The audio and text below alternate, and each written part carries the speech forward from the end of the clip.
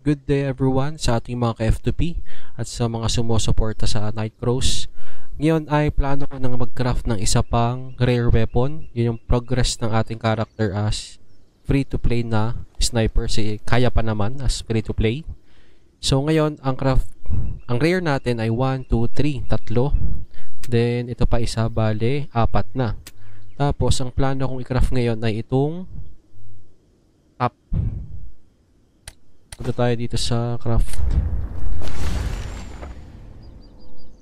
Armor, top.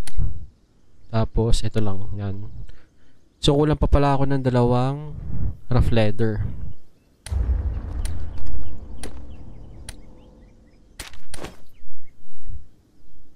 Sana meron dito. Oh, hindi. So no choice kundi bumili na lang, dadalwa na.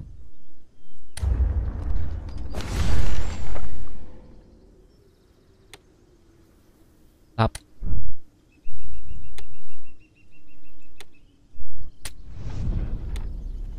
Wala naman nabibiling 2 piraso, so yung pinaka-konti na lang.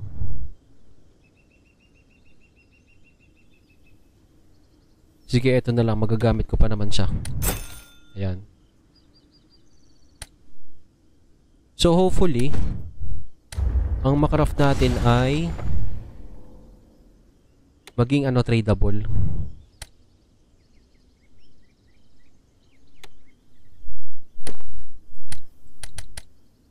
Ayan. So game.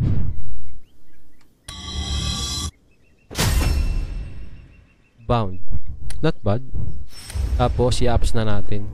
At bago nga pala tayo magpatuloy sa ating content na to, gusto ko lang magpa-thank you dito sa mga nag-send sa atin ng seeds. Nakakatuwa kasi may sumusuporta pala. Simulan natin kay AJM23, kay Dark Prey. Ini-hide ko na lang yung seeds para di nyo na makita. Kay 011 or 11, kay Yo, Sean, si Azul o Lezul, the 2 times siya, salamat.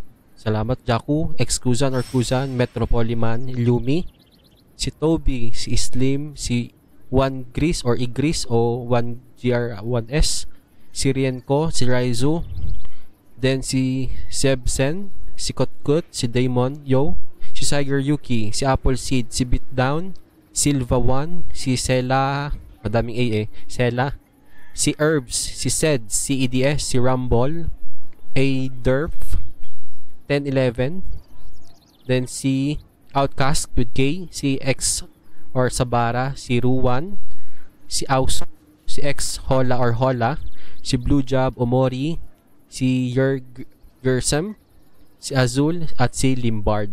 So thank you po. Ngayon, ang nasend ko pa lang sa inyo ay itong isang streamer yung kauna-unahan. Kasi yung pa lang yung na-unlock natin. So pag na-unlock ko na itong iba pa, sisend ko na rin sa inyo yung, I believe ito yung times 11 na summoning pass. So yun, sisend ko pa rin sa inyo. Currently, ang natitira na lang natin coupon ay 34. Parang ganun. So thank you.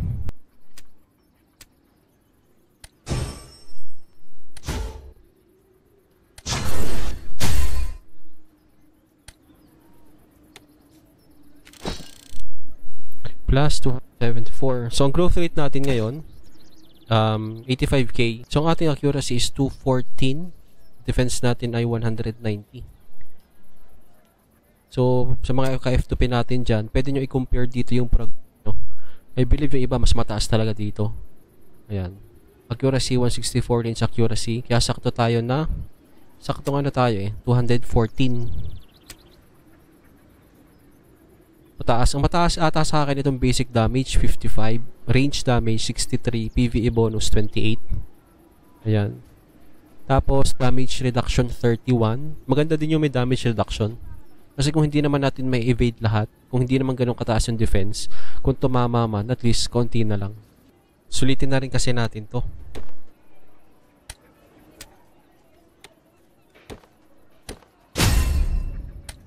Okay. So, refresh lang to. Swerte kasi kapag professional times 20. I mean, 20 times kang pwedeng craft yung mga nire-request. So, target natin is, ito, umabot tayo ng expert. Ang crafting into veteran o professional ay 100k lang mahigit. So, expert naman is 1 million. So, times 10. Times 10 ng effort. Nag-send na uli ng seed, si Vi, VAI. So shoutouts po sa inyong lahat. Maraming salamat.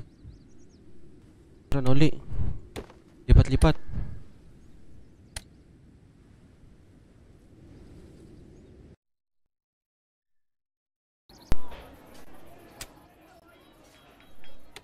Okay, para sa akin talaga to.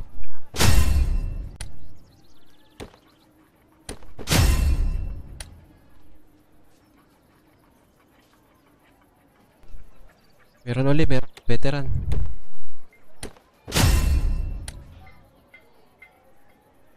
May isa pa, may isa pa.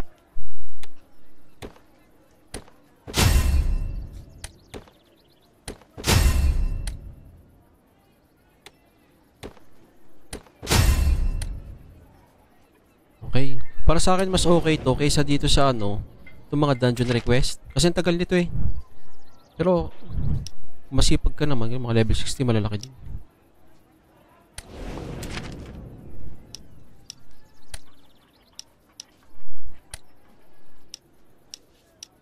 Ito, 49 sa mga kaya. Nga pala sa collect, 102 na. Itong sa event kasi, unti-unti gusto ko nang kunin siya yung iba. Kasi sobrang dalite, sobrang mura na. Ang event ngayon na Saints Holy Grail, magkano na lang to? Piso na lang, 1.54. Eh, ito, yan. Habulin na natin. Kasi, 45 days, medyo matagal pa to. Sobrang tagal pa nito, 45 days, lampas ng isang buwan. So, gusto ko na lang kunin dito. Ito, def accuracy hanggang dito. Ito kasi, ito pala madali lang, hanggang plus 3 lang eh. Totoo, ang dami. Kunin mo natin apprentice. Wala na.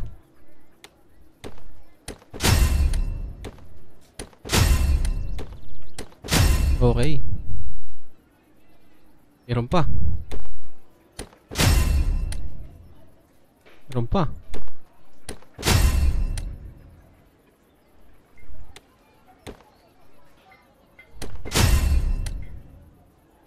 Ito.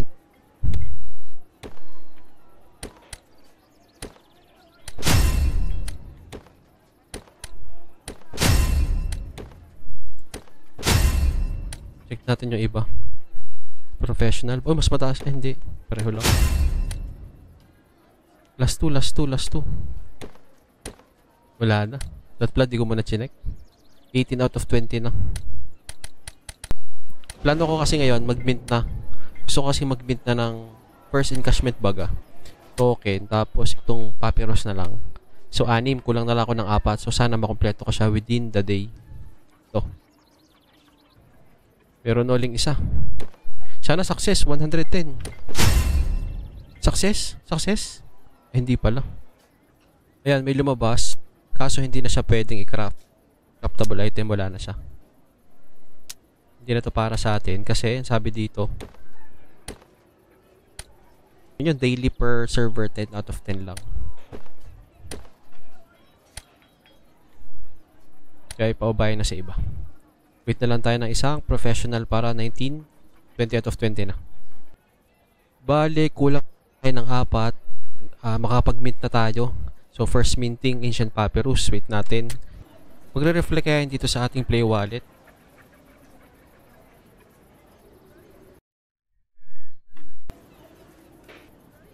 So, hindi kita yung yung play wallet kapag dito sa stream hindi siya na-share. Pero itong Bybit okay lang. Kasi may balance pa tayo dito na Wimix kasi to. Ta-transfer ko sana sa kulang pa to. Ayan, nasa yung Wimix ko ito. Nandito pa sa Bybit. So magde-deposito pa ako from CoinsPH. Ang ginawa ko kasi CoinsPH, itong CoinsPH nito. Hindi kasi ako sa P2P eh. Simula Gcash, transfer ko from Gcash to CoinsPH, which is madali lang para transfer ka lang into bank. From CoinsPH, kinonvert ko siya into BNB. Tapos ito, tumating dito as BNB. Tapos binenta ko at bumili ako ng Wimix. Again, nung na-receive ko na to ng BNB, ang ginawa ko, binenta ko sa USDT at bumili ako ng Wimix. Ngayon naman, tatransfer ko siya from Wimix by Bit to dito sa Play Wallet. Kaya lang itong Play Wallet hindi siya nag-a-appear of black lang, dark screen kasi protected. Hindi ko rin siya na-screenshot eh. So ayan, sayang, di makita yung Wimix na to. Siguro sa screen recording na lang. Okay, okay. Sa may isa, professional. Magkano? 15. Nice, panghuli. Alright, done. 20 out of 20. Ayos, so antay ko na lang makapag-mint. 15, 13. Laki naman ng bawas. Dos. 13. So yung natin sa crafting ay 19 times 9 plus 13. 184. Not bad. Dahil dyan, na tayo ng isa uling papyrus. Uy, 195. Okay, konti na lang.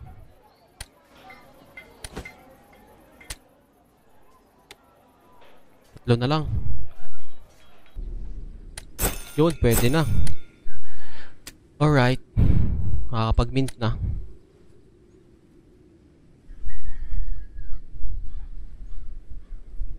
So, ang una kong gagawin ay minting na minting. Token, papyrus, tatlo na lang.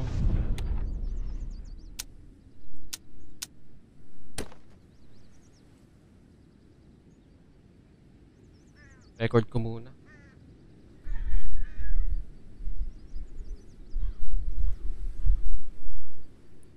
Okay. Sa mga hindi pa pala nakakapag-ano nito, pipiliin nyo is yung Wemix na chain, hindi BNB, basta Wemix. Tapos ang pinili kong wallet ay Play Wallet. So may 70 tayo. Okay. Yung kakalabasan. Loading. First time natin mag-mint. Okay, nakunik ko na yung wallet. Token minting complete. Saan ko makikita? Dito. Okay, so i-check natin kung nag-reflect siya sa aking wallet. Uy, nag-reflect nga, nag-reflect. Token balance 11. Nice, nag-reflect. So ang gagawin ko, ni-record ko siya kasi black yung screen na nandito sa Play Wallet. Yan, naka-black. Pero kung bubuksan ko yung aking Bybit, hindi rin pala. Sobrang protected talaga itong Play Wallet. Kahit screenshot o video recording, wala. Bumukas lang yung night cross, tapos after nun, block na. So, hindi makikita. So, ang naging ano nga dyan, naglagay ako ng fund from Gcash to CoinsPH, CoinsPH to, ito sa Bybit, nasa Bybit pa yung funds ko, kulang pa to. Tapos from Bybit, diretso na siya ng Play Wallet. Nasa Play Wallet ko na-receive ko na ang halaga niya, ang halaga na 1 papyrus ngayon ay $11. So $11 times 55, 550. Lagpas sa 500 pesos. So ayun, ang susunod ko na lang video is yung detailed nito ng pag mint, pag encash. Hindi sapat ang fees ko. So lalagyan ko pa ng 2 to 300 para kahit naman labis yun, yung makukuha ko pa rin naman yung ilalagay ko. Kahit lagyan nyo ng 500 yung Play Wallet nyo, pang gas fee lang maliit lang. Pag winidraw mo naman, makakasama din yun kung uubusin mo. So lang muna. Buyers, I'm out.